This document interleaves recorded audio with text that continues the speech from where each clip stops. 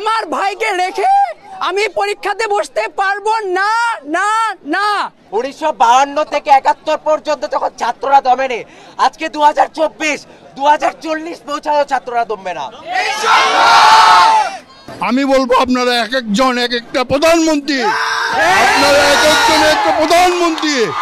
আমরা রাজাকার না, আমরা সন্তান রাজাকার না, রাজাকার না, আমাদের সন্তান রাজাকার না। আমাদের সন্তানকে রাত্রে 3টার সময় কেন ধরে নেওয়া হয়, এর জবাব প্রশাসন দিতে হবে।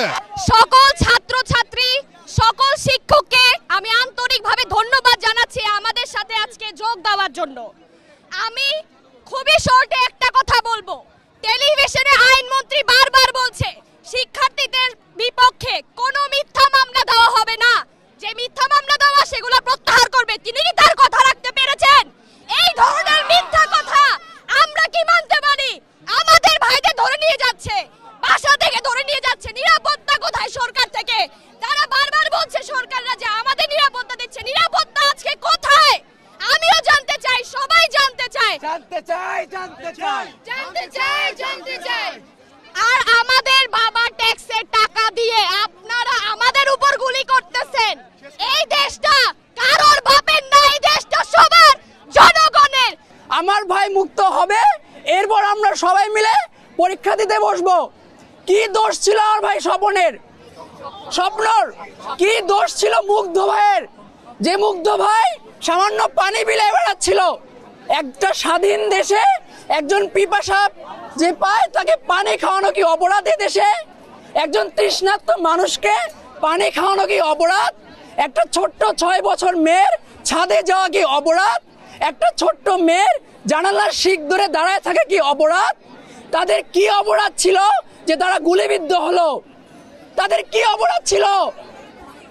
আমাদের এখন প্রধান দাবি, আমাদের যত এইচএসসি পরীক্ষার্থী আছেন, শুধুমাত্র রাজুকের না, সারা বাংলাদেশের যত এইচএসসি পরীক্ষার্থী আছে তাদের সবাইকে আগামী কার্যদিবস রবিবারের ভিতরে মুক্তি চাই, মুক্তি চাই, মুক্তি চাই, মুক্তি চাই, মুক্তি চাই, মুক্তি চাই, মুক্তি চাই, মুক্তি চাই, মুক্তি চাই, মুক্তি চাই, মুক্তি চাই, মুক্তি চাই, মুক্তি চাই, মুক্তি চাই, মুক্তি চাই।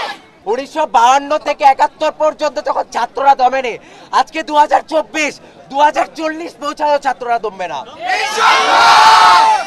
একটা কথা মাথায় রাখেন, শেষ কথা, একটা প্রিজন ভ্যান ঢুকবে, 2000 মানুষের তো এক প্রিজন ভ্যানে জায়গা দিতে পারবেন না। এই যে কেন্দ্রীয় কারাগার, যখন লাখ লাখ ছাত্ররা বলবে আমাকে হাতকড়ি পরান, সবাইকে বললাম জায়গা দিতে পারবেন না। সময় আছে, গরম তেলে পানি ঢালবেন না। আজকে আপনারা আমার ছেলের জন্য বা অন্যান্য আমার সন্তান সমতুল্য যারাই এই কোটা আন্দোলনে অ্যারেস্ট হয়েছেন বা আঘাতপ্রাপ্ত হয়েছেন বা রক্ত ঝরাইয়েছেন, আমি ওনাদের সবার প্রতি আমার অন্তরের অন্তঃস্থল থেকে কৃতজ্ঞতা ও ধন্যবাদ জানাই আপনাদেরকে সবাইকে। আমাদের প্রিন্সিপাল স্যার আমাকে বলছেন যে আইজি ছাড়া আপনার সন্তানের মুক্তির জন্য আমি এমন কোনো কেউ নাই যাকে বলি নাই। হ্যাঁ, আমার সন্তান, আপনার ছেলে আমার সন্তান, আমার ছেলে রাজুকে ভর্তি হয়েছে, আজকে রাজুকের ছেলেরা এখানে আসছেন। হ্যাঁ, আমি অত্যন্ত গর্বিত যে আপনারা বাবা, আপনারা যারা আসছেন, যারা আপনার এই রাজুকের স্টুডেন্ট, আসলে আপনারা একটা এদেশের একটা মুকুটহীন সম্রাট। আমি বলবো আপনারা এক একজন এক একটা প্রধানমন্ত্রী, আপনারা এক একজন একটা প্রধানমন্ত্রী।